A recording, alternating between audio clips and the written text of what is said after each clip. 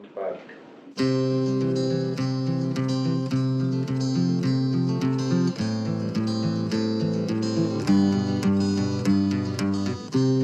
Bunga-bunga, serangga juga primata, ada yang baru bangun ketika malam tiba. Gelap bumi saat memunggungi sang mentari, tak akan membuat dunia mati. Mengapa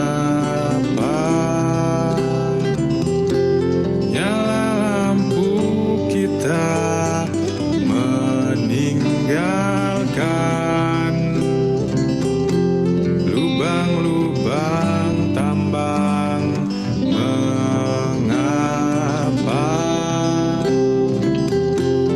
terang rumah kita mendatangkan duka dan derita?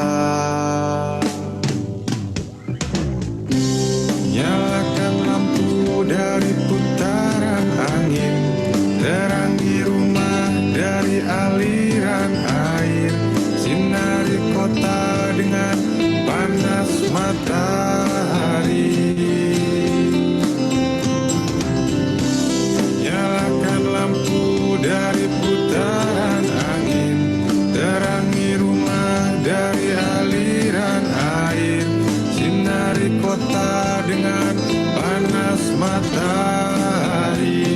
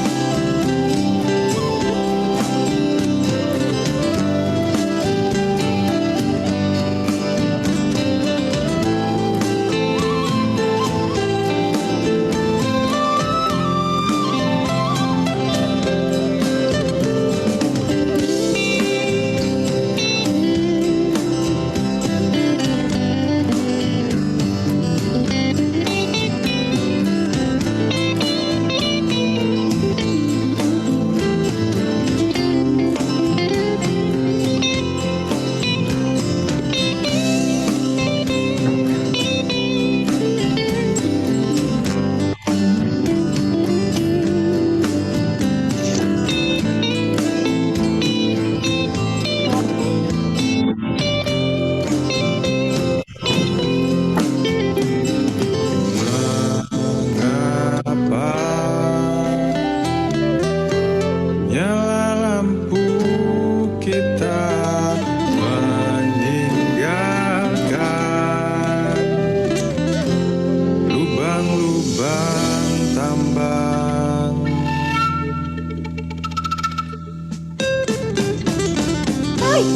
Nyalakan lampu dari putaran angin, terangi rumah dari aliran air, sinari kota dengan panas matahari.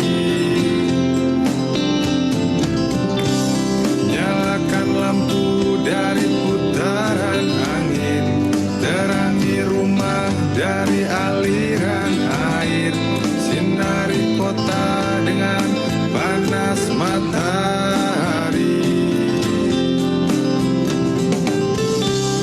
Nyalakan lampu dari putaran angin, terangi rumah dari aliran air, sinari kota dengan panas matahari. Nyalakan lampu dari putaran angin, terangi rumah dari aliran air, sinari kota dengan panas matahari.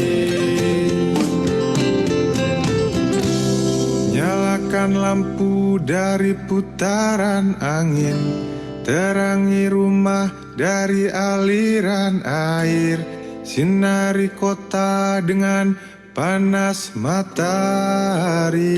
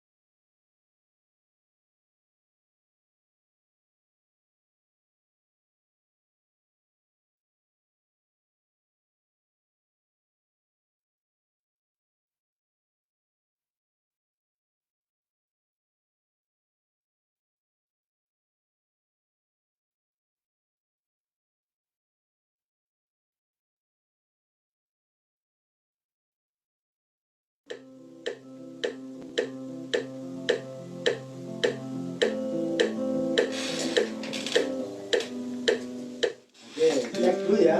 Untuk tanya mas di sini. Kayaknya untuk tanya udah bener sih. Tapi jaga dulu.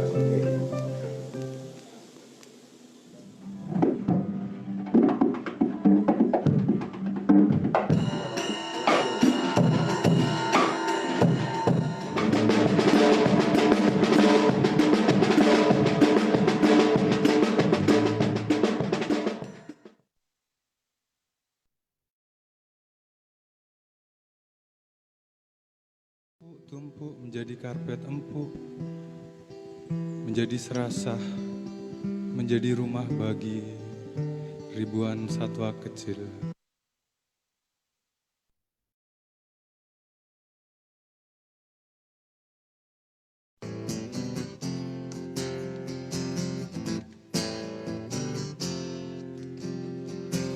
Ini nggak latihan, maaf kalau ada salah-salah nada.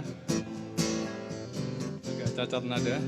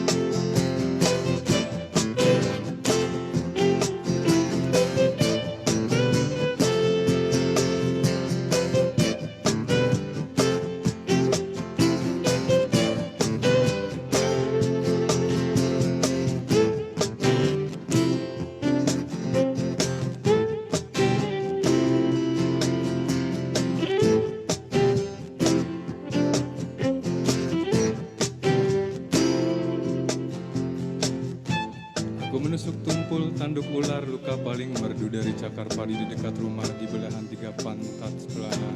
Cukup-cukuplah menahan diri, Tuhan merayu karpet di tikungan, mulut ember bocor yang nempel di bibir ceret yang cemberut, membuat lubang batu empuk bau darah, membuat lubang batu empuk bau darah. Lalu setelah titik selalu luka,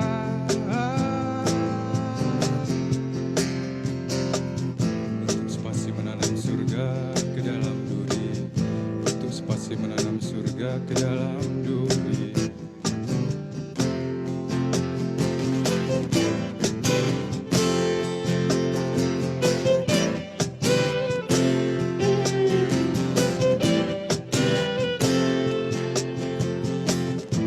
Menata hati di kebun binatang, menata derita di dalam hati manusia, memanah mimpi pecah berkeping-keping, celaka cekaka.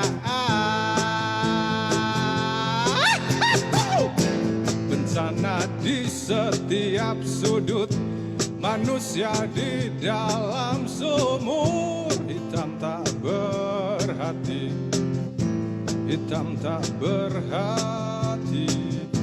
Bersama hujan senja, helai demi helai, helai demi helai, jatuh bantuan. Bunga-bunga menunggu halaman surga, telinga waktu memanjang. Kita termangu memaku kesibukan dan mati. Bunga-bunga menunggu halaman surga, telinga waktu memanjang. Kita termangu memaku kesibukan dan mati.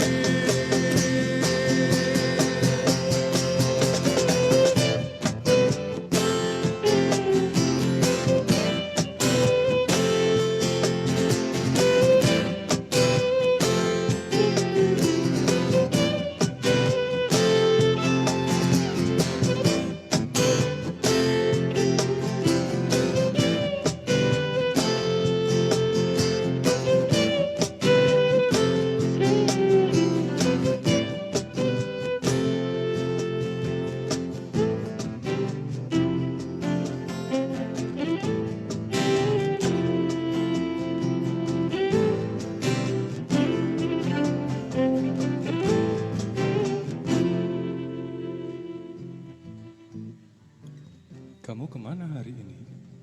Aku menyambung jembatan putus, lalu menyambung lidah buaya, memandikan kamar mandi, melatih babi terbang. Raja Wali butuh teman yang lucu-lucu, melukis langit merah muda, menanam jagung di kebun kita. Plastik payak terkulai ke lantai, bungkus pecel mengawasi sendok di atasnya. Laba-laba bertahan hidup di bawah figura, foto di dalam figura menyimpan dendam. Telinga paku merawat gembok dan anak kunci. Korden dari ibu menjaga pintu, kanvas sahabat menjaga harga dirinya. Botol-botol membaca puisi di perutnya. Ayam dan kucing melintas lebih santun dari rombongan pejabat. Semoga semua sudah beol.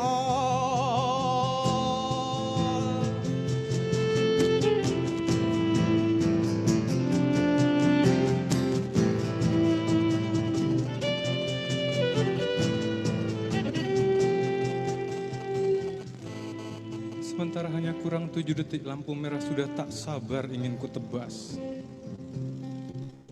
Rezeki baru sepanjang Jogja dan Jakarta, tapi kesalahan selalu relevan jika bunyi TikTok Xiaomi berselisih ban dengan truk Pertamina. Keuangan negara tanpa kondom, jangan peduli proposalnya, nasib orang lebih penting. Kode posmu tetap sekian-sekian, cicilan mengambang di kepalamu menyimpan rencana untuk korup. Ingat, kita ini mesin cetak, jika hari mendung ditutup terpal, jika hari mendung ditutup terpal. Kalau mesin fotokopi saja punya istana, kenapa aku celana satu bisa hilang diambil orang, padahal istanaku diam di dalam celana itu, tetapi maling juga manusia. Butuh onderdil bagus untuk mempertahankan rezeki yang tegas santun tetapi tidak jujur. Kenapa toko sepatu malah memeriksa kesehatan? Kabel-kabel di jalan silang sengketa dengan mata, kawat-kawat berduri lalu puisi mencair seperti kredit sehari jadi. McDonald memakan mulut-mulut sepanjang lapar di planet ini. Coblos brengosnya, kata spanduk di atas bengkel sepeda motor. Jangan kaget dengan akrobat, hidup memang dijejali antivirus dan minimarket. Seakan-akan tak pernah ada dingklik bambu riot yang menyangga tubuh-tubuh tua di pasar Beringharjo. Senyum mereka yang paling ujung cuma harga sebuah kuas seorang pelukis. Polisi tidur di jalan-jalan berlubang menunggu tambalan-tambalan baru, menunggu lubang-lubang baru kembali. Selamat datang di arena tanpa tiket, kualitas hidup tetap sama. Apakah teleponmu sudah tersambung?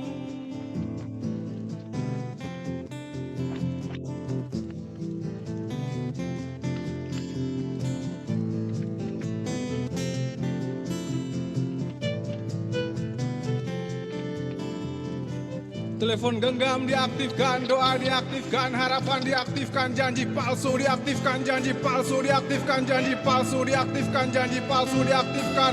Hey, ada ranjang masih goyang, alat kelamin dinonaktifkan, puisi dicetak rapi, mahasiswa mogok makan, langit kota wangi polusi, kere merapatkan diri. Pagi itu sarapan api.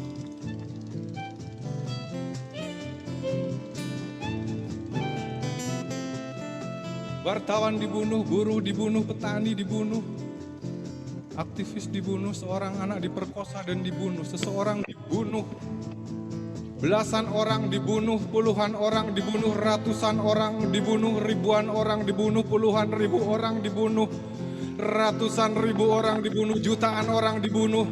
Nasi diaduk dengan air mata tuan dan nyonya belajar logika sudah sampai mana. Tuan dan nyonya belajar logika sudah sampai mana.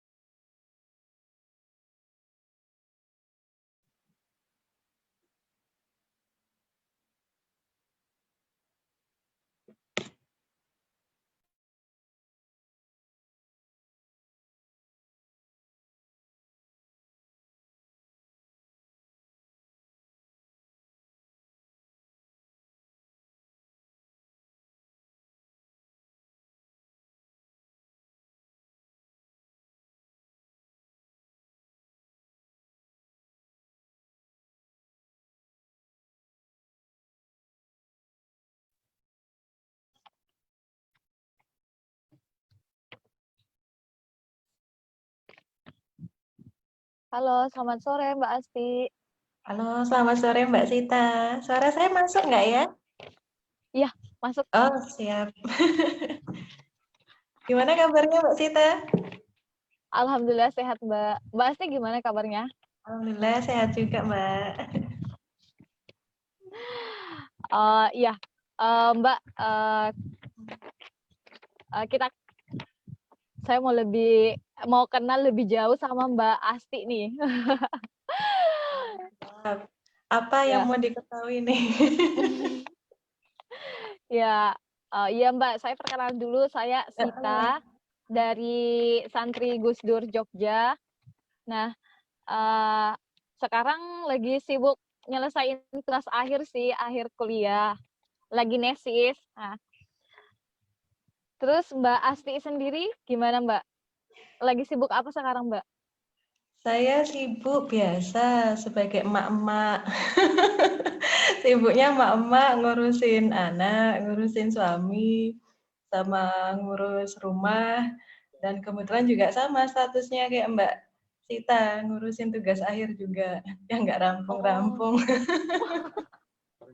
Itu ceritanya Mbak.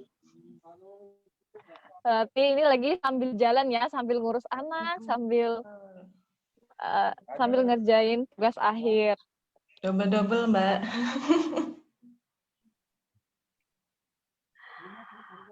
Iya, Mbak Asti nama lengkapnya Asmarawati Handoyo, dipanggil Asti, Mbak Asti. Betul, cuman Asti, depan sama belakang doang. Biar gak kepanjangan Mbak Sid. Biar enak manggilnya ya, Mbak Asti. Kalau lengkap susah, panjang. Kalau depannya doang juga nggak enak. Dipanggilnya Asma, Asma gitu kan.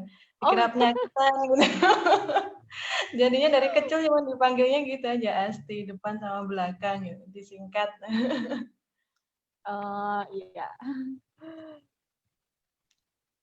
Iya, Mbak Asti bisa diceritain nggak gimana? Mbak Asti sekarang lagi sibuk nggak? Lagi sibuk apa sih? Lagi sibuk Kalau ternak sibuk, lele.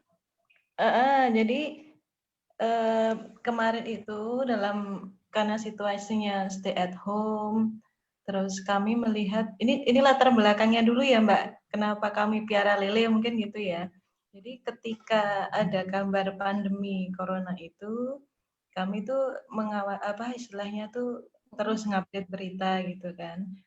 Ketika kami update itu kok rasa-rasanya, apalagi di awal bulan Maret itu kami melihat kok situasinya semakin sepertinya tidak terlalu menggembirakan gitu kan. Semakin hari semakin banyak korban, maksudnya banyak yang terinfeksi.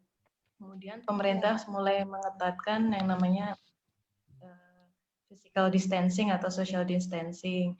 Nah, dugaan kami adalah ketika physical distancing, kemudian mobilitas orang itu terbatas, artinya juga kemungkinan itu kami kami istilahnya berwaspada ya, takutnya ke depan itu akan terjadi krisis gitu kan. Khawatirnya pasar Iya. stok makanan itu akan terganggu karena mobilitas sulit, kemudian adanya physical distancing itu. Nah, Iya. apalagi kita prediksinya waktu itu juga nggak tahu ini akan berlangsung berapa lama gitu kan, Iya. situasi pandemi ini. Jadi saya sama suami itu di rumah dengan melihat berita yang ada, situasi yang ada, mencoba mengira-ngira ke depan ini kemungkinan terburuknya seperti apa. Kalau sampai krisis, kesulitan pangan akan sulit juga. Makanya dari rumah itu sama suami kami udah Iya. mikir gimana ya caranya kalau sampai situasi memburuk, kita itu bisa survive gitu kan. Judulnya sebenarnya Iya. awalnya tuh mau survive.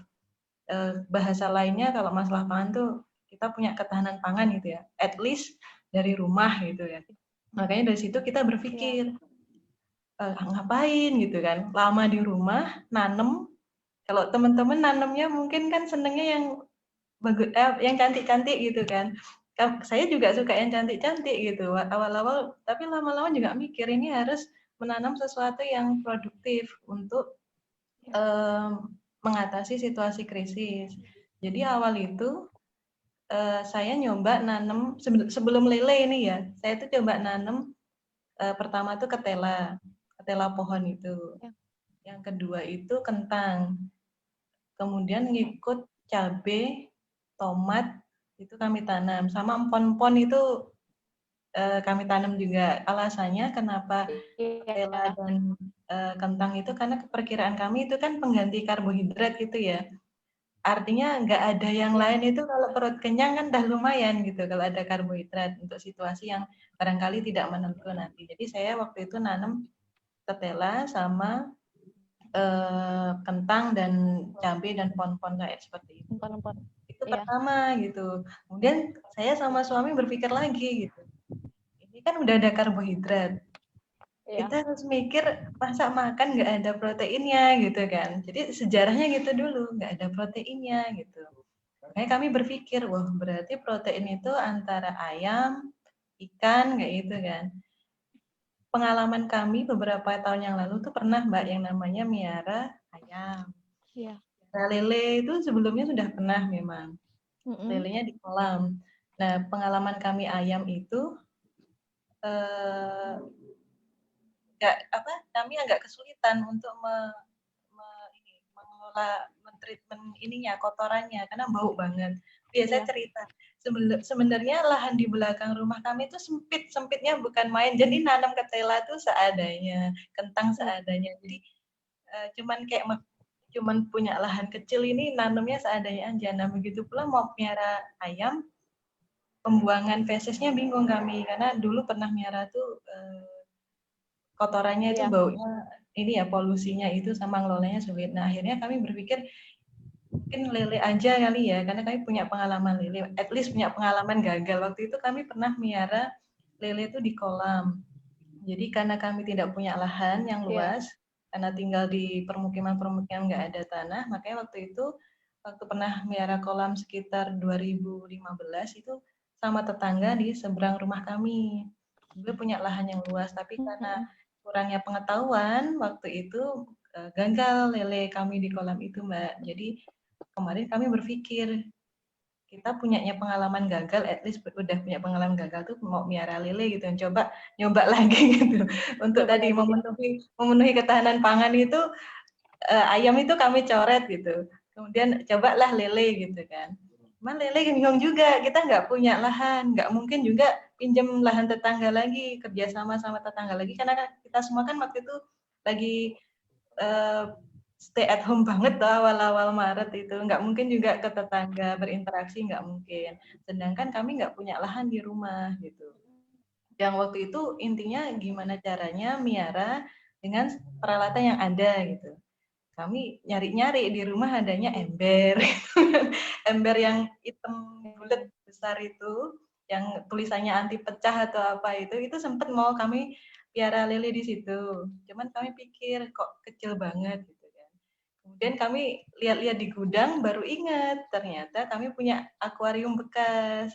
Jadi bukan kami memelihara lele di akuarium itu by design, itu bukan karena kami beli akuarium kemudian memelihara lele, itu bukan begitu ceritanya. Itu kami lihat di gudang itu tersedianya apa, itu yang kami pakai.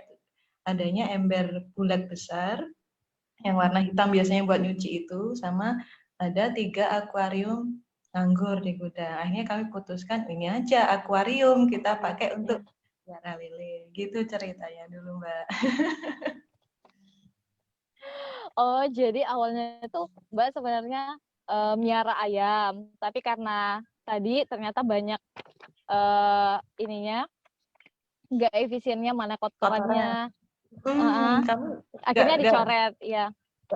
pengalaman yang lalu itu membuat kami kayaknya nggak bisa ini, kotorannya sulit, baunya kan juga khawatir mengganggu tetangga juga.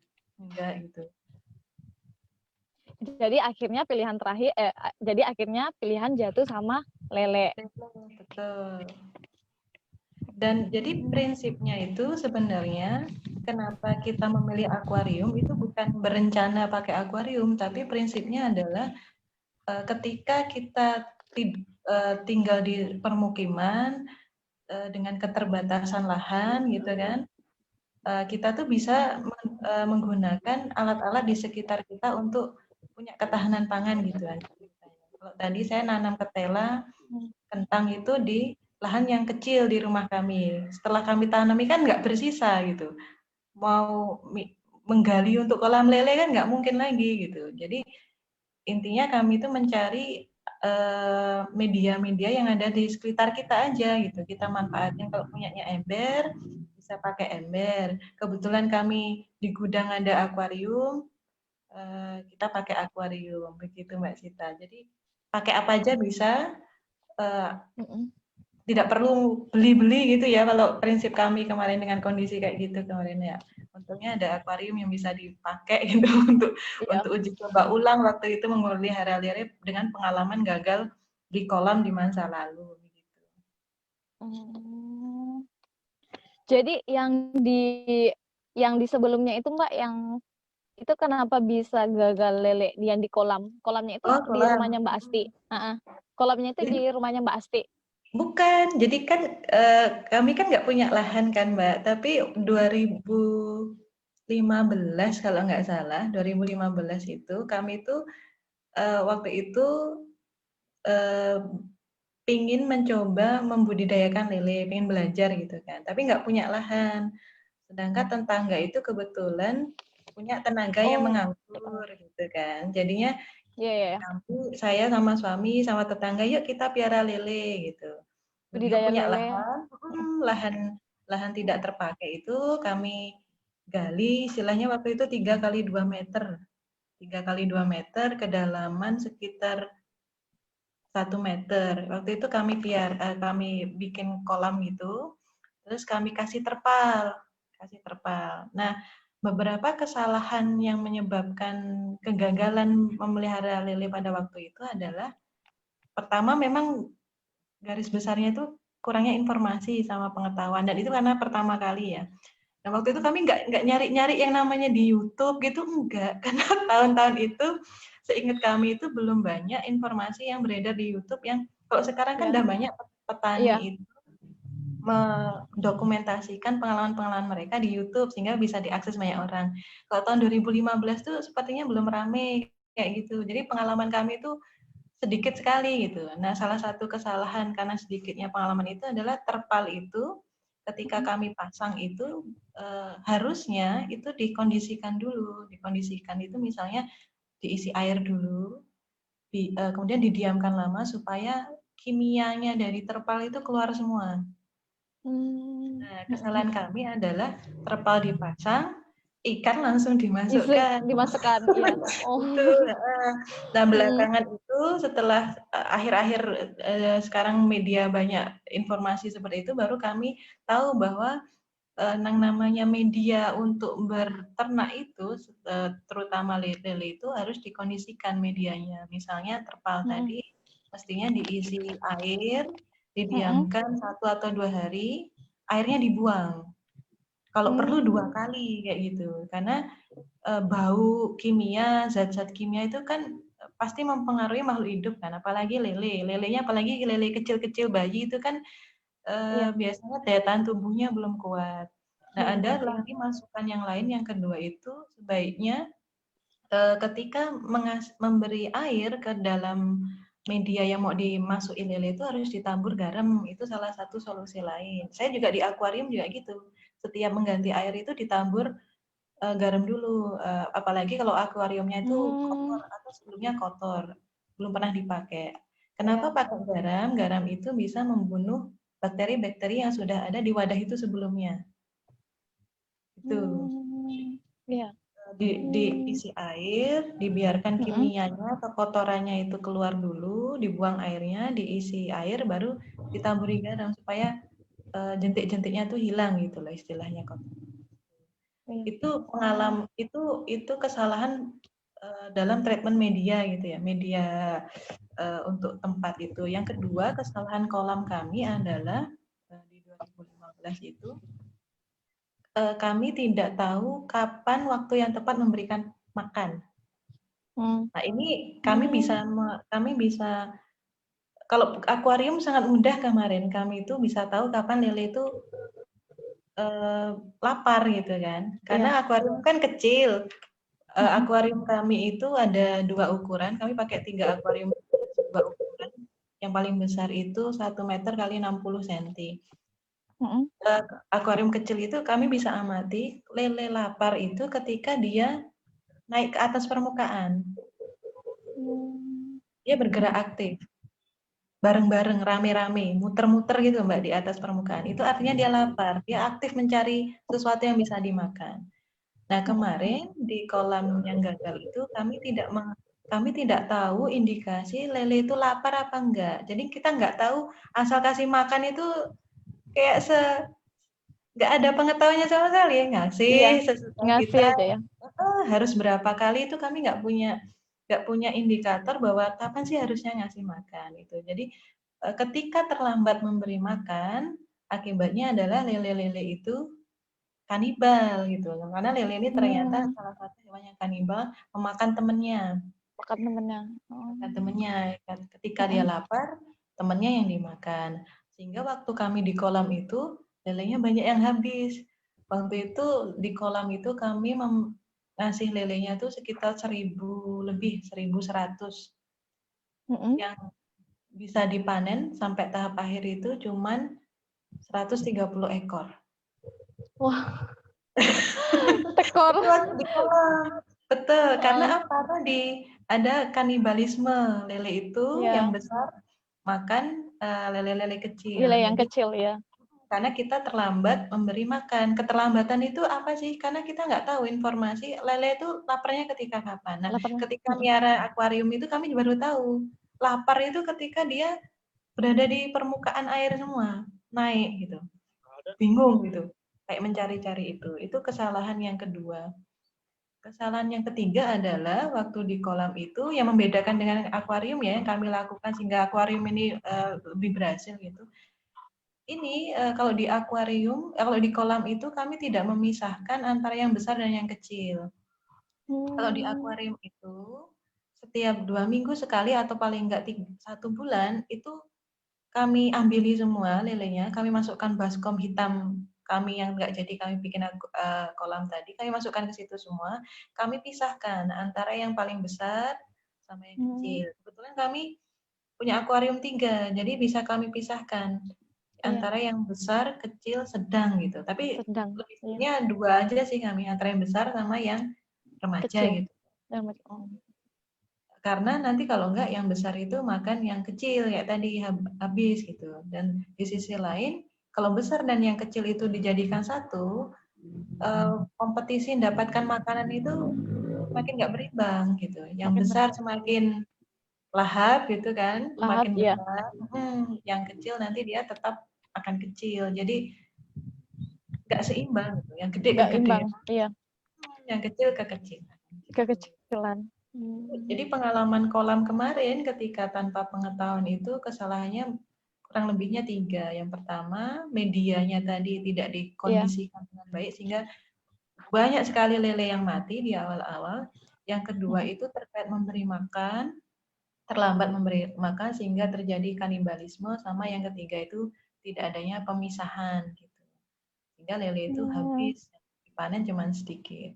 Dan itu juga bikin kaget gitu, pas diambil loh tuh tinggal segini, kemana semua. Tapi ya, kemana semua ya? Buat kami nggak balik modal, bener nggak balik modal karena kolam itu kan harus beli terpal, harus beli pakan. Gitu. Kalau akuarium memang kalau beli memang akan bermodal, tapi kami kemarin memang pakai barang bekas semua sebenarnya yang akuarium. Gitu. Jadi kalau yang kemarin banyak yang mati yang di kolam karena tiga poin itu sepertinya. Iya. Jadi kalau sekarang yang di akuarium, Mbak, berarti lebih mudah untuk memantau pergerakannya si lele ini. Itu gimana, Mbak, ininya? Akuariumnya kayak ikan emas atau ikan hias seperti itu atau gimana, dibiarin aja apa gimana, Mbak?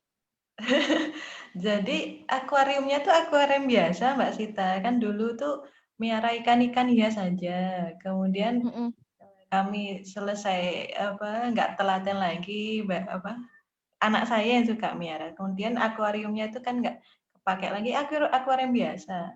Yang kami pakai itu 2 ukuran, kebetulan 1 meter kali 60 cm yang besar. Yang kecil itu sekitar 60 cm kali 40 cm. Jadi ketika awal kami membeli, jadi di akuarium pun kami ini Mbak, meskipun punya pengalaman di kolam ya, pindah ke akuarium juga pengalamannya kan balik nol lagi. Karena kolam dengan akuarium medianya berbeda. Kami juga pakai uji coba dulu gitu. Jadi ketika beli pertama di akuarium kami beli sedikit dulu. Waktu itu cuman beli 50 atau 100 ekor aja pertama. Kami uji cobakan ke akuarium. Yang uji coba pertama itu juga masih banyak yang gagal. Jadi pertama itu gak ada prekondisi juga. Akuarium dari gudang kami keluarin, gojak-gojak isi air, buang, beli ikan 50-an ekor, masukin gitu. Banyak yang mati. Banyak yang mati ya. Banyak yang mati. Sebabnya banyak. Itu yang dari pengamatan itu yang akhirnya di tahap kedua agak lebih berhasil. Nah, sebab kalau di akuarium itu enaknya memang betul seperti yang Mbak Sita sampaikan tadi. Lebih mudah dipantau ya ikannya. Seperti tadi kami menemukan ikan lapar itu tandanya apa itu karena di akuarium kami letakkan di belakang rumah kan setiap ke kamar mandi atau ke jemuran nih lihat gitu perilakunya jadi bisa terbaca gitu. Jadi di awal itu banyak yang mati selain karena mungkin kok akuarium medianya itu tidak disiapkan, diprekondisikan dengan baik. Yang jadi masalah adalah masalah pakan ternyata, Mbak. Jadi pakan ini terkait pakan dan air ya. Air lah ini lebih tepatnya air. Ketika pakan kita berikan dan air si lele punya aktivitas mengeluarkan kotoran, air itu kan menjadi amonia ya. Teman-teman yang kimia mungkin lebih paham. Jadi berbau amonia, warnanya coklat gitu kan. Nah, kami amati di awal-awal itu seringkali lele-lele itu jadi tegak berdiri gitu. Kayak nggak pasif berdiri semua gitu. Bingung juga kami, kenapa lele-lele ini kok berdiri semua ya. Istilahnya itu apa itu? Upacara. Istilah berdiri upacara itu Mbak, karena pada berdiri gitu. Berdirinya tuh tegak lurus vertikal gitu. Itu Oh, kami bisa. bingung, kenapa gitu kan. Nah, kemudian kami kuras, kami bersihkan setiap 3 hari sekali supaya agak lebih jernih ya. Itu berkurang dia berdirinya itu. Berarti kan kesimpulan kami, oh ini ternyata dia berdiri itu karena istilahnya itu mabuk gitu ya, mabuk amonia. Jadi waktu itu kerepotannya adalah kami sering mengganti air 3 hari sekali. Dari situ kematian agak berkurang. Awal-awal kan tanpa mengganti, biarin gitu kan, airnya mau coklat kan kami biarin. Tapi ternyata itu bikin dia itu tegak berdiri tadi kayak sakit itu. Yang kedua selera makannya nggak ada. Kalau gitu kan gimana dia besar, nggak akan besar-besar kan kalau selera makannya nggak ada. Iya, selera makannya. Iya, nggak makan kan nggak besar-besar, kecil terus. Akhirnya kami kuras gitu kan, kalau sore itu 3 hari sekali kami bersihkan airnya, kami ganti. Tapi kemudian kami berpikir kalau begini terus kok repot amat gitu kan. Ingatlah kami yang namanya akuarium dulu itu kan ada yang namanya aerator. Kalau piara akuarium itu kan ada yang gerujukan air tuh loh Mbak. Gitu. Bukan yang bubuk itu bukan. Jadi ada mesin kecil yang nyedot air diputar ke atas ke kotak yang ada isinya busa penyaring, nanti airnya terjun lagi ke bawah. Nah, kami berpikir gimana kalau pakai ini? Ini kan nyerap kotoran gitu kan. Seperti akuarium pada umumnya itu. Nah, kami pakai yang namanya aerator itu. Nah, sejak pakai aerator itu ternyata memang berubah gitu. Air kan kami nggak perlu yang 3 hari sekali. Iya. Jadinya paling nggak seminggu atau seminggu lebih itu baru kami bersihkan. Bersihkannya juga lebih mudah. Mengganti busa filternya tadi kami kucek atau kami semprot gitu aja, dikucek kembaliin lagi. Jadi gitu kan. Nah, sejak pakai aerator itu airnya lebih jernih, amonianya berkurang, si lele jadi tidak tegak berdiri tadi lagi. Nggak upacara lagi. Nggak upacara lagi, dia nggak upacara lagi, terus makannya juga lebih mau gitu. Karena kan dugaan kami adalah amonianya berkurang karena kotorannya sudah terserap. Yang kedua oksigen, karena air berputar naik keluar, masuk lagi, nanti ngambil oksigen. Jadi lebih fresh.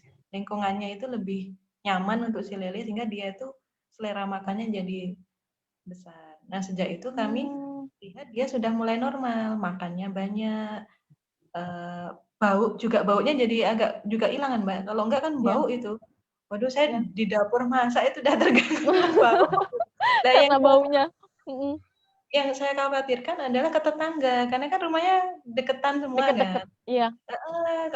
Kan saya di lingkungan dekat-dekat. Kalau tetangga sampai nyium baunya, itu yang kita khawatirkan. Gitu. Nanti diprotes tetangga, gitu. Nggak enak, ini bau apa gitu. Akhirnya ternyata aerator itu solutif banget, selain bersih, tidak gampang mati, selera makannya tinggi, dan tidak mengganggu tetangga itu. Nah, sejak melihat itu kami akhirnya berani, istilahnya udah menemukan ini ya, oh kuncinya ini gitu kan. Air, medianya harus prekondisi, yang kedua terkait dengan air. Jadi kami udah menemukan kuncinya itu, akhirnya kami beli lagi lebih banyak, 200 ekor. Tadinya kan cuma 50 untuk uji coba itu ya. Kami kemudian, halo? Mbak Sita masih di sana?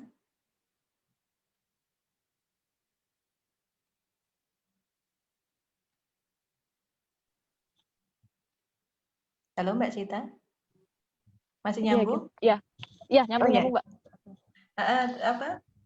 Karena udah berhasil yang itu, yang 50 itu kami udah tahu polanya ya, pola lele itu supaya bertahan hidup dengan konteks media akuarium tadi, akhirnya kami beli lagi, berani beli lebih Iya. banyak lagi, 200 ekoran lah waktu itu. Kami tuh belinya di ini Mbak, balai pembenihan di Cangkringan, ada balai pembenihan ikan di Cangkringan itu, kalau nggak salah itu sekilonya itu isinya 100 sekitar 35.000, itu ukuran 15 sentinan lah. Untuk informasi teman-teman ya, saya belum komparasi dengan pasar yang lain ya. Itu kami beli, Iya. lalu kami pakai airnya yang akuarium agak besar itu, tadinya kan kecil. Ini sekarang udah rame-rame, kami pakai akuarium besar dengan melakukan prekondisi kesalahan-kesalahan di masa lalu itu jangan terulangi kembali gitu. Jadi kami bersihkan betul, kami baru keluar dari gudang itu tidak langsung kami masukin. Jadi sebelum beli lelenya itu kolamnya kami bersihkan. Kemudian dapat informasi harus digosok pakai apa itu daun pepaya juga, karena daun pepaya Dan mungkin pepaya, ada ya. antibiotiknya gitu, digosok Iya. supaya Iya. bakteri yang di situ mati gitu kan. Karena mungkin Iya. saja kan kita nggak tahu di gudang tuh debu atau bekas coro lewat atau apa, Iya. takutnya bawa kuman. Jadi Iya. kita diamkan kolam itu sehari atau 2 hari itu baru kita beli lele, kita masukkan. Gitu. Jadi waktu itu kami sudah berani untuk memelihara yang lebih banyak lagi, sekitar 200 ditambah yang tadi di rumah itu total jadi 250-an. Yang 50 itu udah panen akhirnya Mbak, karena banyak yang mati karena produk uji coba tadi, yang mati itu sekitar 30% dari 50 ekor itu. Itu produk gagal tadi. Ya nggak apa-apa, kita kan jadi tahu Itu bisa, fungsinya. ya. Jadi terus akhirnya kita miara yang besar 200 itu. Nah, pakai pola yang sama tadi. Oh, berarti air kolamnya harus dikondisikan sama air.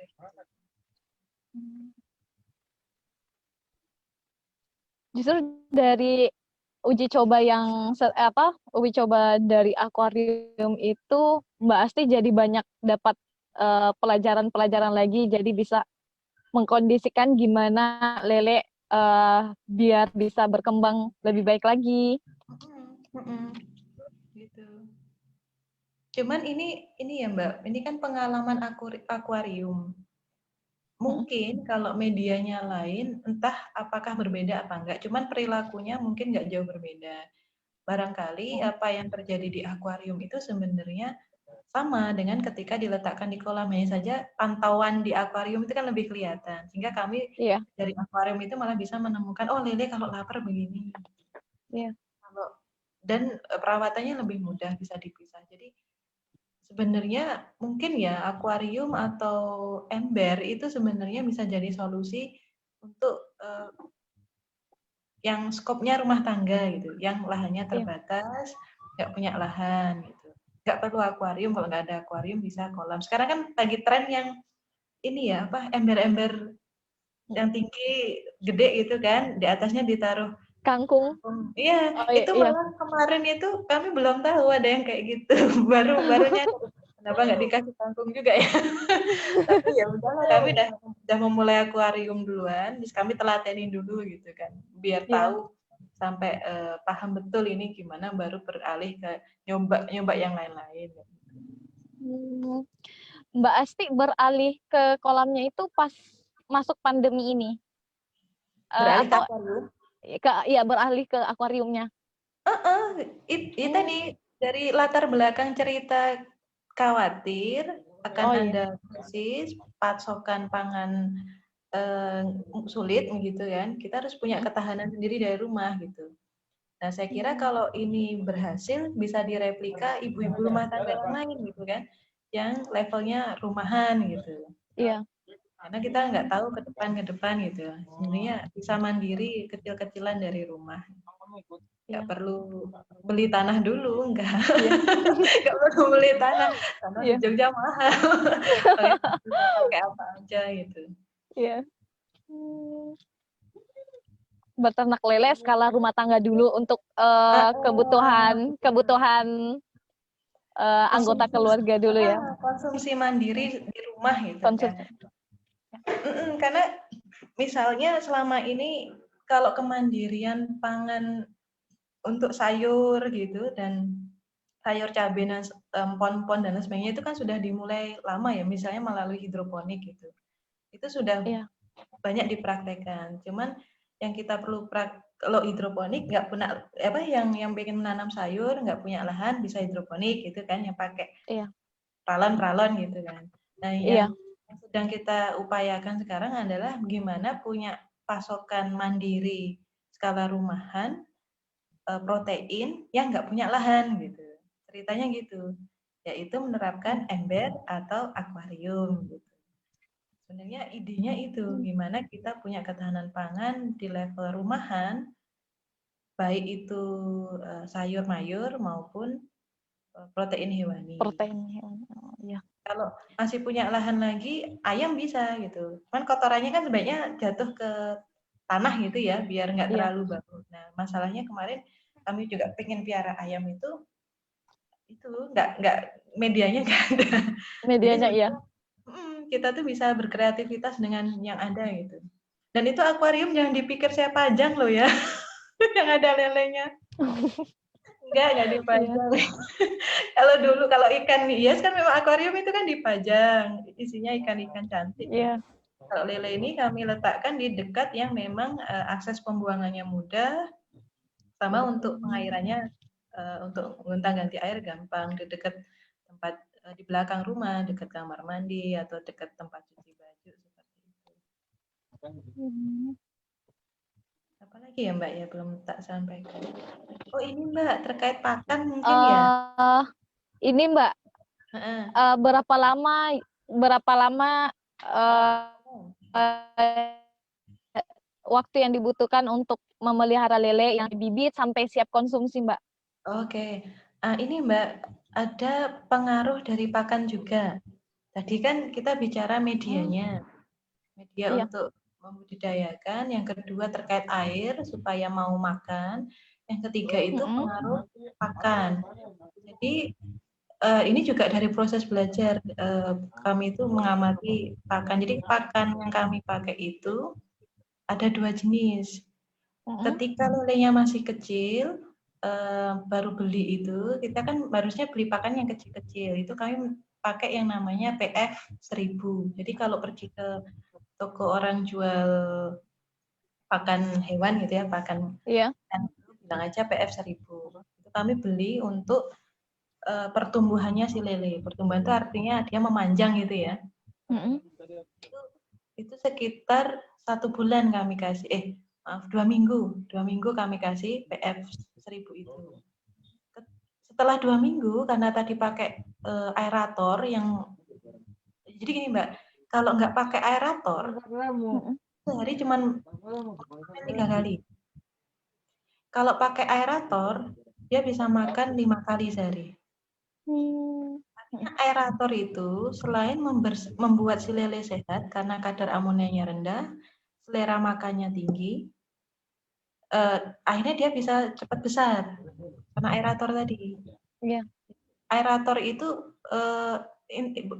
kalau kolam mungkin pergantian air ya, atau aliran air. Kalau yang di daerah dekat sungai itu aliran air itu manfaatnya banyak, supaya tidak gampang mati, selera makannya tinggi, jadi dia cepat besar. Nah, kami itu pakai PF 1000 karena pakai aerator itu dia bisa makan sampai 5 kali sehari. Biasanya dia cuma makan 3 kali. 3 kali, ya.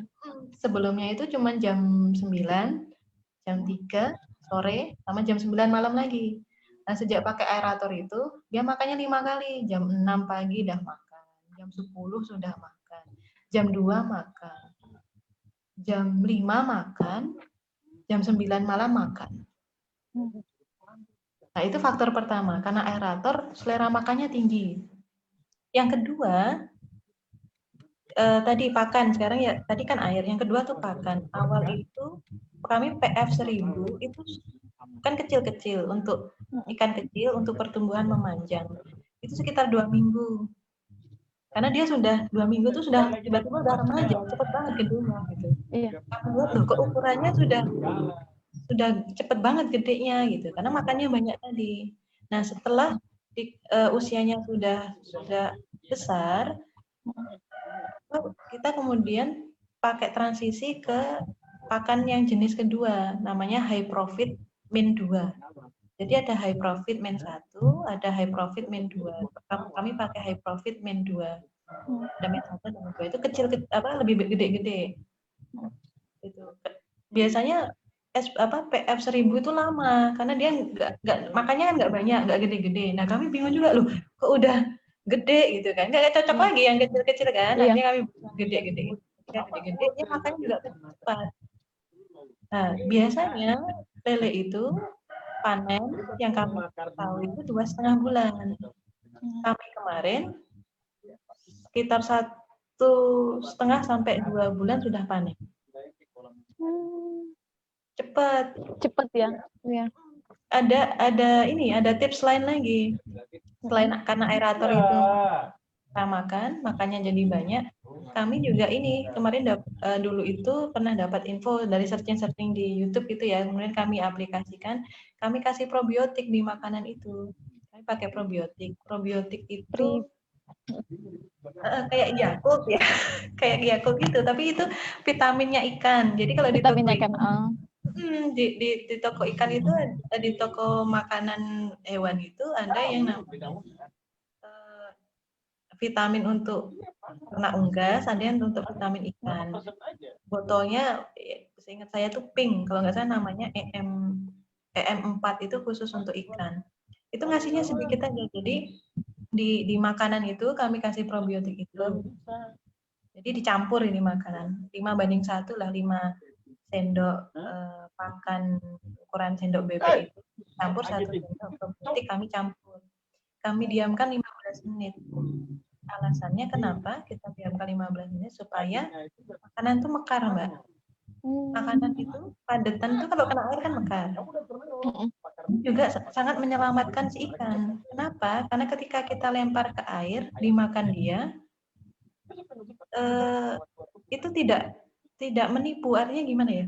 Karena pengalaman tidak kami kembangkan pakai probiotik, tidak dimekarkan itu, kami sering menemui lele yang kembung, perutnya jemblung gitu. Iya. Bingung juga kami, apa gitu. Kalau dibiarin itu katanya nanti lama-lama meletus perutnya, mati lagi. Gitu. Iya. Mati lagi. Iya, gitu. Iya. Nah jadi manfaat ngasih probiotik itu sekaligus memekarkan makanan tadi, sehingga ketika makan itu dia sudah merasa kenyang dengan makan yang cukup itu. Iya. Nggak mekarnya di dalam perut. Ketika mekar di dalam perut kan perutnya jadi jemblung. Perutnya iya.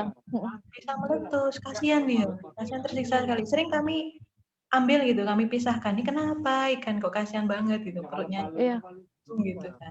Nah, dengan fungsi probiotik itu selain tadi ya, secara teknis memekarkan makanan supaya tidak perutnya gelembung sehingga bisa mati, itu fungsi probiotik itu juga supaya makanan itu bisa terserap oleh tubuh lebih cepat. Buktinya di apa? Buktinya waktu kami membersihkan saringan kotoran di aerator itu, kalau sebelum pakai probiotik itu, kotoran-kotorannya itu masih gumpalan-gumpalan seperti makanan yang tidak terurai. Bulat-bulat gitu. Iya. Kami berpikirnya loh, berarti kotorannya kok masih bulat-bulat, artinya kan tidak terserap oleh tubuh. Akhirnya kan kita seperti membuang pakan. Nah, kalau kasih probiotik masuk ke perut dia, ternyata lebih terserap lebih mudah oleh tubuhnya si ikan. Sehingga ketika kami lihat saringannya, itu saringannya udah nggak bentuk bulat-bulat lagi, sudah benar-benar udah air yang kena amonia aja. Jadi dugaan kami, oh ini makanannya terserap lebih baik. Sehingga itu kenapa kami simpulkan, oh itulah kenapa 1,5 bulan itu dia udah panen. Gitu. Udah panen. Karena air yang segar dia makannya banyak, karena dibeli probiotik, makanan yang terserap ke tubuh itu lebih efektif, efisien gitu kan, sehingga dia lebih cepat gendut gitu kan. Biasanya 2,5 bulan, itu 1,5 bulan dia sudah 1,5 sampai 2 lah, seingat kami itu. 40 sampai 50 hari itu udah panen waktu itu. Kaget juga kami pas kami keluarin, loh kok udah gede. Waktu itu kami kan mau ngasih ke solidaritas pangan tuh mikir juga gitu, waduh kok masih lama, kita nggak gede-gede, ini solidaritas pangannya udah mulai menyusut kan dapurnya gitu kan. Iya.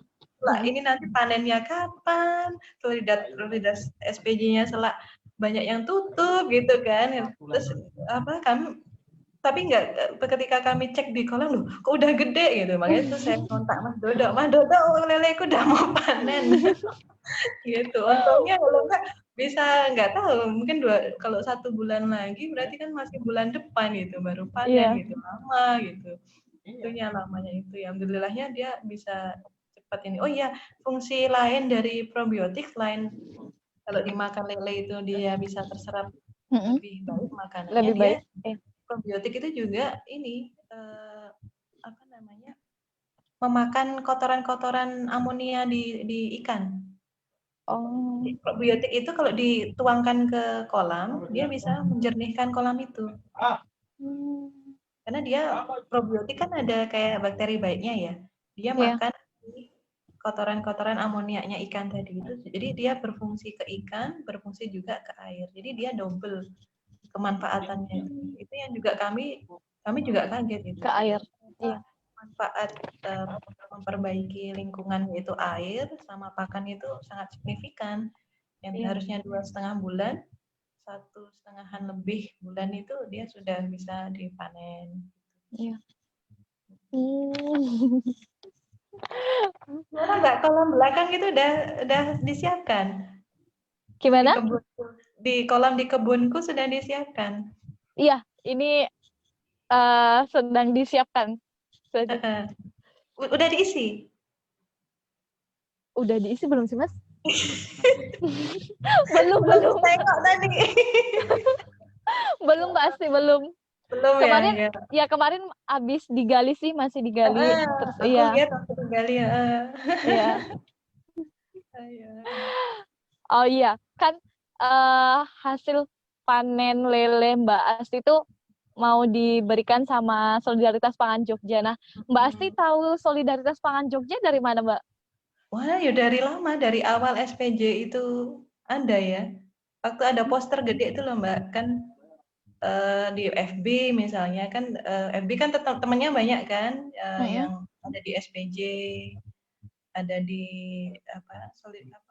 Tolaknya, di Asad dan sebagainya, kan saya udah gabung di grup-grup Facebook itu. Jadi saya ngikutin perkembangan ini, isu-isu dibawa di akar rumput, teman-teman yang dilakukan apa. Nah, salah satunya dapat info dari itu, postingannya Mas Dodo, kayak gitu kan, jadi muncul juga di wall saya gitu.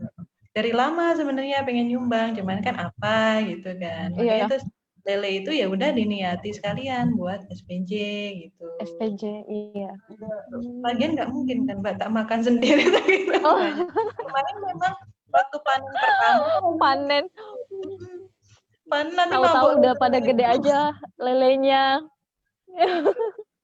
Jadi yang namanya publikasi ternyata penting banget Mbak. Maksudnya publikasi untuk mengajak orang berbuat baik itu ya harus gitu. Kalau istilahnya Mas Dodo kemarin, pencitraan itu penting. Pencitraan itu penting. Maksudnya untuk sama-sama berbuat baik. Jadi kan ketika kita berkumpul kan, orang-orang yang punya keinginan yang baik yang sama akhirnya berkumpul, satu di dapur, satu di kebun, satunya ya saya tak piara lele gitu. Ternyata cara itu menularkan kebaikan-kebaikan, menularkan kerjasama. Apalagi di era sosial media kan gitu. Saya juga dapatnya kemarin postingan teman-teman itu, Mas Dodo. Iya.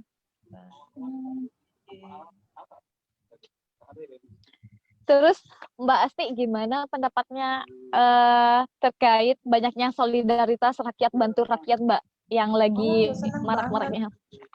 Ya aku setuju banget Mbak, karena apa ya, apalagi ketika awal pandemi ini muncul, kita lihat bahwa saya pribadi melihat pemerintah ini masih agak gagap, kebijakannya belum efektif, padahal di masyarakat sendiri gitu keresahan itu sudah muncul, dampak-dampaknya itu sudah dirasakan masyarakat. Kalau polisinya nggak siap, padahal masyarakat ini sudah resah, itu kan berbahaya. Iya. Ya kalau namanya orang perut lapar itu kan nggak tenang, pikiran nggak tenang, hati nggak tenang. Jadi memang harus dipastikan bahwa di tengah situasi kayak gitu itu semestinya ada kebijakan yang segera cepat tanggap supaya masyarakat ini nggak hanya panik terhadap kesehatan tapi terjamin juga perutnya gitu. Kalau cuma dilarang ini itu perutnya nggak terpenuhi ya. Iya. Orang bisa anarkis ya, Iya. pikirannya bisa sumpek gitu kan Mbak gitu. Jadi jangan sampai kita ini terancam kesehatannya, terancam juga ekonominya, kelaparan dan sebagainya, sampai tidak bisa makan gitu kan. Jadi saya kira salah satu solusi ketika kebijakan pemerintah itu tidak efektif atau tidak jalan adalah ya kemandirian masyarakat sendiri untuk menyelesaikan masalah bersama. Nah ini saya waktu itu dengar solidaritas Mang Jogja itu seneng banget gitu. Wah ini solusi banget gitu kalau kita menunggu policy yang belum terbangun waktu itu belum masih istilahnya masih gagap gitu ya, polisinya belum kelihatan, apalagi kalau policy itu kebijakan itu kan biasanya birokratis gitu kan, untuk sampai ke masyarakat itu prosesnya panjang. Nah ketika masyarakat ini mandiri, banyak komunitas-komunitas yang saling bersatu, mengerahkan kemampuan apapun sumber daya untuk segera bertindak menyelamatkan situasi yang sudah di bawah itu, saya kira itu solusi yang terbaik gitu, terbaik. Terserah nanti pemerintah akhirnya bisa masuk, paling enggak yang di awal resah itu sudah teratasi gitu. Teratasi, iya. Saya sih sepakat sekali dan itu perlu kayak gini gitu. Dan istilahnya kayak berkah banget malahan buat ini ya, pekerja-pekerja informal gitu, adanya termasuk yang ya yang masak itu saya mikirnya ya ampun. Masak, bagi gitu. Yang nanem gitu. Itu Mbak. Saya sih sangat apresiatif itulah kenapa saya juga pengen gitu loh ngasih sesuatu ke FPJ karena saya sangat sepakat dengan itu. Ketika pemerintah lumpuh, dalam tanda kutip belum bisa jalan, kita yang harus mandiri membantu sesama kita. Mau siapa lagi gitu kan. Untungnya kita ini bukan orang yang individualis gitu. Ketika pemerintah nggak berjalan skema untuk mengatasi itu, kalau kita ini individualis semua, waduh. Iya. Jadi hasil panennya Mbak Asti itu selain dikonsumsi sendiri sama dibagi-bagikan ke SPJ, ini Mbak Asti nggak ada rencana buat usaha pecel lele Mbak? Sempet Mbak kepikiran. Sama suami itu sampai mikir gitu. Karena gini Mbak, waktu yang uji coba 50 ekor lele itu kan kami juga belum tahu ini meskipun sudah gede, apakah sudah enak dikonsumsi apa enggak gitu kan. Jadi yang panen pertama itu kan cuman berhasil 70% karena 30% mati. Artinya 70% dari 50 ekor lele itu kan cuman 30-an. Kami belum tahu rasanya enak apa enggak dengan akuarium itu. Akhirnya ketika kami panen, kami tanda kutip kami tiriskan gitu ya, apa ya istilahnya? Kami pisahkan dari amonia ke akuarium tadi, kami pindahkan ke ember hitam tadi, kami isi air, kami diamkan semalam. 1 hari lah, satu semalam. Nah, sorenya itu di rumah ada tungku, ada areng, kami bakar. Kami makan, kami coba, kami kirim ke tetangga. Jadi pertama karena sedikit tadi ya, kami makan dulu, kami coba, oh ternyata enak gitu, nggak apa-apa gitu. Yang kami khawatirkan kan, kami isi lagi yang lebih banyak ternyata dikonsumsi nggak enak, ternyata enak gitu. Seperti lele pada umumnya kalau kita beli di pasar atau di swalayan gitu ya. Ternyata enak. Nah dari situ kami yang awal itu kami konsumsi sendiri sama kami bagi ke tetangga. Nah dari pengalaman pertama itu jadi mikir gitu. Nah, besok kayaknya udah cocok ini gitu. Kita usaha lele bakar gitu. pecel lele. Iya. Iya, karena dengan begitu kami jadi belajar cara bakar lele yang baik dan benar Iya. kemarin. Nah, tadinya mau testing aja, testing ketika di akuarium kami berpikir kayaknya istilahnya bau dari tubuh itu harus dikeluarkan gitu kan. Kami diamkan di ember biasa dulu gitu. Kami diamkan sehari atau apa gitu juga. Jadi supaya ketika dikonsumsi itu sudah tidak ada bau atau apapun yang melekat di tubuh lele itu saya steril, bersih gitu paling enggak. Gitu. Kalau pikirannya pernah, cuman nggak tahu, belum punya pengalaman bisnis mungkin, tapi bisa juga dicoba ya. Nanti kalau kondisinya sudah stabil dan kalau SPJ memang sudah nggak membutuhkan mungkin. Iya. Jadi nanti juga masih ke SPJ kemungkinan. Kalau dapur SPJ masih buka ya tetap kami salurkan ke sana. Jadi prioritas ini masih SPJ ya? Ya, Buat masih SPJ. Iya. Oh iya, Mbak Asti. Menurut Mbak, pentingkah ibu rumah tangga melakukan solidaritas di situasi pandemi kayak sekarang ini, Mbak? Ya aku kira penting, Mbak. Maksudnya gini, masalah perut itu urusannya sama dapur. Yang sering di dapur, ya nggak semua ya. Yang sering di dapur itu kan emak-emak. Emak-emak itu kalau udah nggak ada bahan yang ada di dapur tuh yang pusing mesti emak-emaknya dulu kan. Nah, artinya yang punya rasa insecure terhadap persediaan pangan itu sebenarnya emak-emak gitu. Artinya emak-emak itu dengan rasa insecure itu harusnya juga ayo kita berpikir gitu. Gimana caranya kita itu bisa bertahan gitu. Dari lingkungan rumah sendiri. Artinya kan kemudian kita menanam yang jumlahnya kecil. Nah, yang lebih jauh lagi adalah ketika kita memikirkan misalnya tetangga kita, lingkungan sekeliling kita. Kita aja merasa insecure gitu loh, apalagi tetangga-tetangga kita gitu. Terutama yang bekerjanya di informal, pasti mereka lebih insecure gitu kan dibanding yang misalnya bekerjanya di sektor formal. Nah, itu kan artinya setelah kita merasa tahu rasanya insecure di rumah tangga kita, mestinya kita juga berpikir lebih jauh ke sana. Tetangga kita gimana, orang lain kita gimana. Akhirnya menanam itu bukan lagi kita untuk diri sendiri, tapi kalau selagi lahannya masih luas, kolamnya masih bisa diisi lebih banyak, akhirnya kan kita sekalian aja buat tetangga kita, buat orang-orang di sana yang terdampak gitu kan. Kan nggak ada ruginya juga gitu. Karena nggak mungkin kita konsumsi sendiri juga gitu. Artinya malah sebaiknya ya ayo kita rame-rame mulai mandiri menanam dari rumah, ternak dari rumah, selebihnya bisa secukupnya bisa kita konsumsi, selebihnya bisa kita gunakan untuk kawan-kawan kita di luar sana, teman-teman, tetangga yang terdampak gitu. Jadi saya kira itu yang paling solutif itu loh di antara di lingkungan masyarakat ya gitu. Saya kira itu solutif gitu. Jadi emak-emak ya ini saya kira harusnya lebih sensitif ya untuk ayo kita bikin gitu, ayo kita saling bantu gitu. Kalau Mbak Asti ini nggak berupaya mengajak ibu-ibu lain untuk turut bersolidaritas di lingkungannya Mbak Asti, apa gimana Mbak?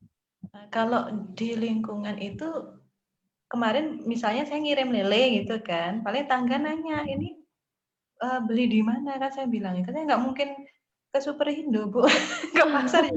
Tapi kan masih dibatasi kan. Karena mereka bingung belinya di mana, khawatirnya mungkin saya pergi ke pasar, beras saya beli gitu. Padahal saya piara sendiri Bu, akhirnya mereka banyak tanya gimana caranya dan sebagainya gitu. Itu yang mereka jadi berpikir, oh iya ya kenapa kita nggak bikin gitu.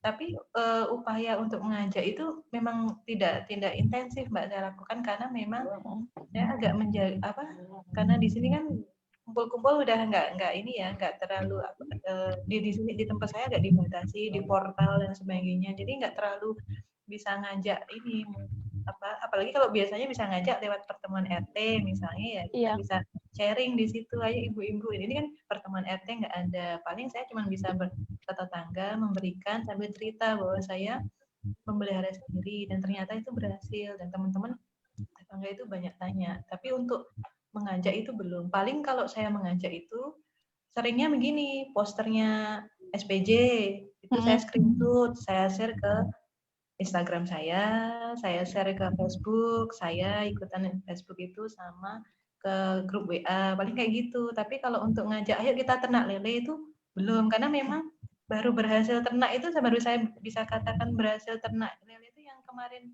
itu, yang pekan lalu saya kirim ke SPJ itu, yang sebelumnya itu saya belum bisa ngajak orang karena belum yakin ini sudah tahap berhasil belum gitu.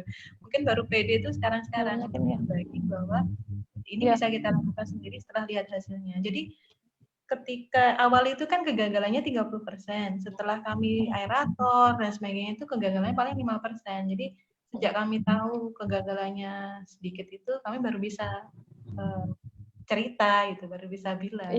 Nggak mungkin rekomendasiin, ayo kita ini bareng-bareng rame-rame ternak lele gitu. Nanti bisa sedekahkan atau disumbangin, itu kalau kitanya sendiri nggak berhasil kan juga nggak berani ngasih gitu saran. Sejauh ini baru cerita bahwa saya ternak lele ke tetangga itu berhasil, caranya begini-begini, baru mereka bertanya-tanya. Kalau yang ngajak meluas itu baru saya share ini posternya SPJ gitu, ke berbagai sosial media. Ya bisanya cuman gitu ya, gimana ya, akhirnya saya udah saya share, bisanya piara lele gitu. Gitu Mbak Cita. Iya, jadi Mbak Asti, gimana Mbak, susah nggak ini di ngurus lele sembari ngurusin pekerjaan dan ngasuh anak, gimana itu Mbak? Nggak sibuk apa gimana? Malah sibuk Mbak. Itu tuh kayak hiburan. Jadi kan misalnya sambil ngurus anakku kan juga ini ngurusin gitu. Karena dia jadi berlatih bertanggung jawab.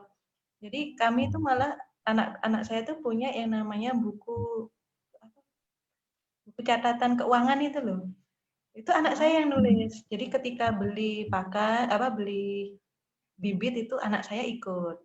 Pakai uang dia, bahkan yang kedua kalau nggak salah itu pakai uang dia. Jadi dia bertanggung jawab. Ini lelemu ya.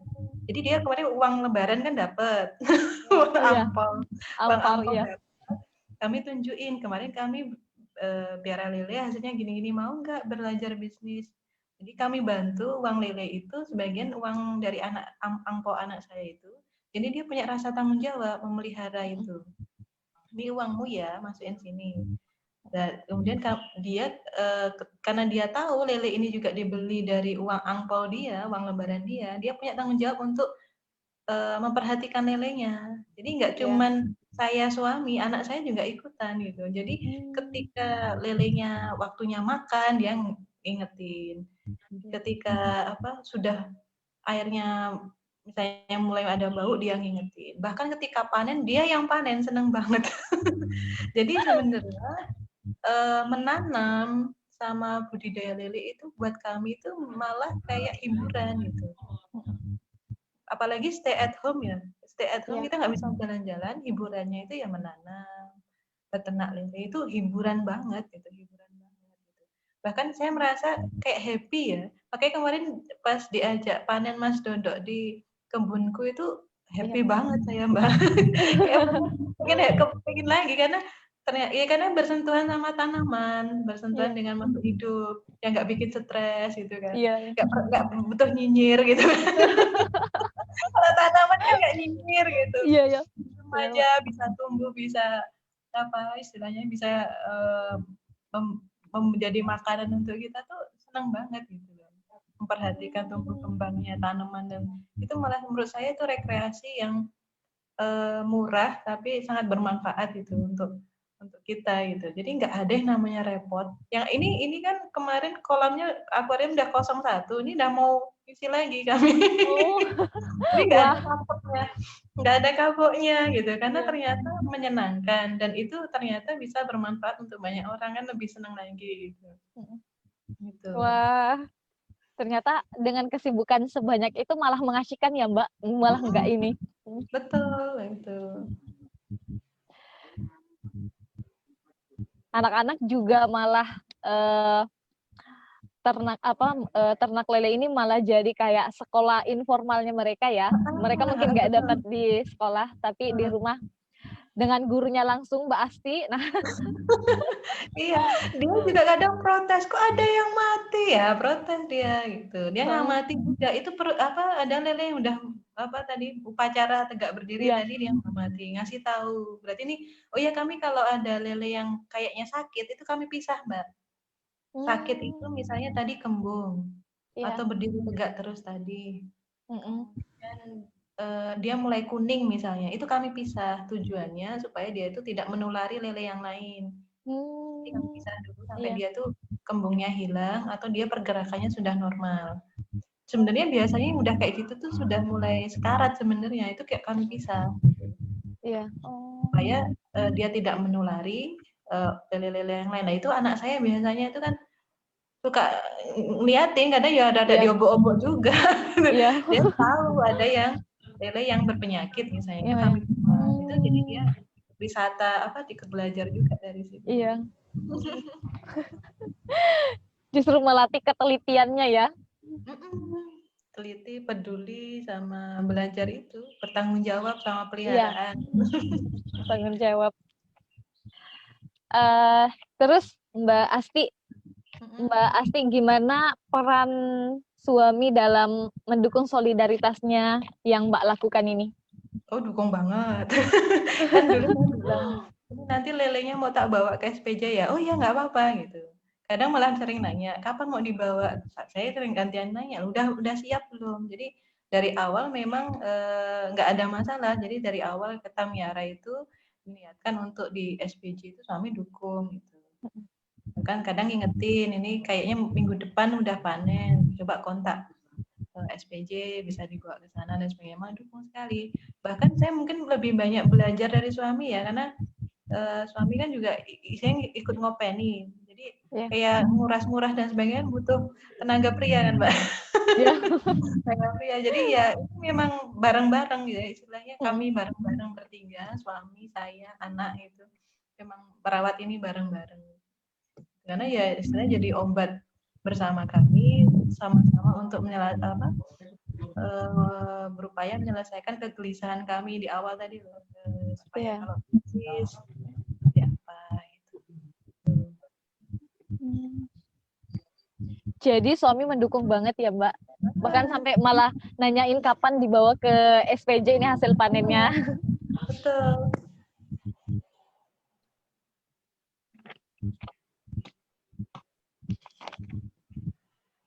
Mas Pandu ada pertanyaan nggak?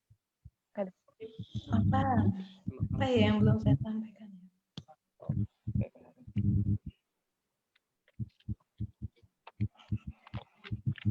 Jadi Mbak Asti di rumah tanamannya sekarang fokusnya ke lele aja, nggak menanam-nanam di kebun di lahan terbatas itu? Ada lahan sempit itu Mbak, ketela tapi belum kami panen, kami belum tahu hasilnya.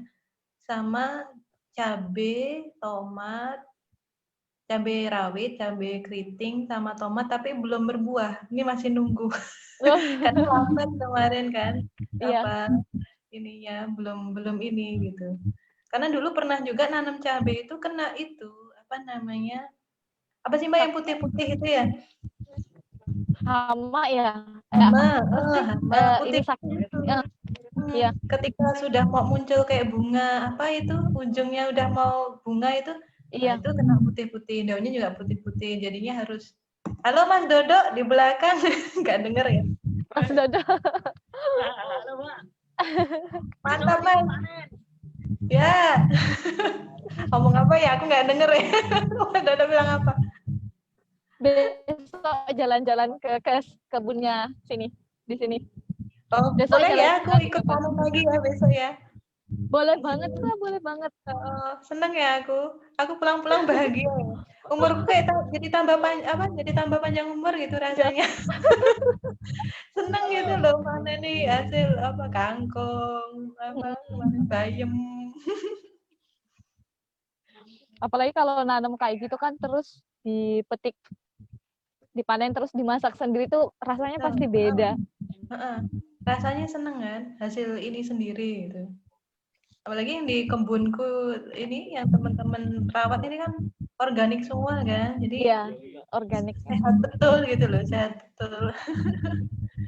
Jadi Mantap. benar-benar ditahu apa yang masuk ke dalam tubuh kita karena kita yang nyemai, kita yang ngasih benar-benar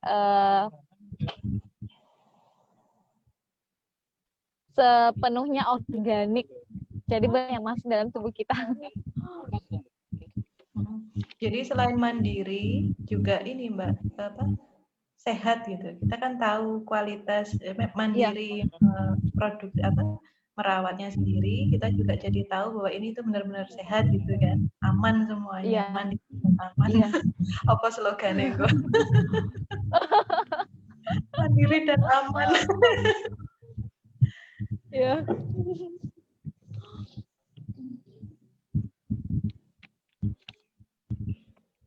Mbak Asti, ini udah selesai semua pertanyaannya. Terima kasih banyak Mbak Asti sharing-sharingnya, ngobrol. Besok kita ketemu lagi Mbak di sini.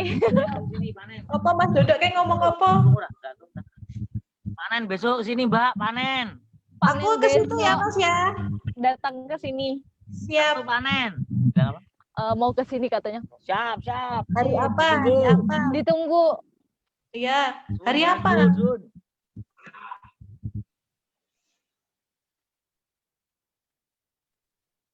Hari apa besok? Besok. Sabtu besok.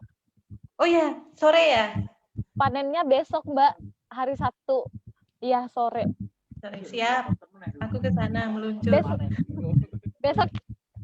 Besok kita ketemu ya Mbak Asti. Ketemu lagi di sini. Siap. Insya Allah. Mbak Asti, terima kasih sharing-sharingnya. Sama-sama. Semoga berhasil juga ya lelenya di kebunku. Itu Amin. kolamnya gede banget, hasilnya pasti dahsyat. Bisa mandi lele itu.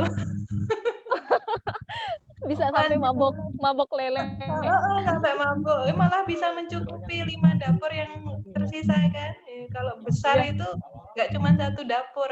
Yang saya bawa kemarin mungkin cuma bisa untuk 1 dapur. Kalau sekolamnya di kebunku itu gede banget, bisa 5 dapur. 5 dapur, iya. Iya.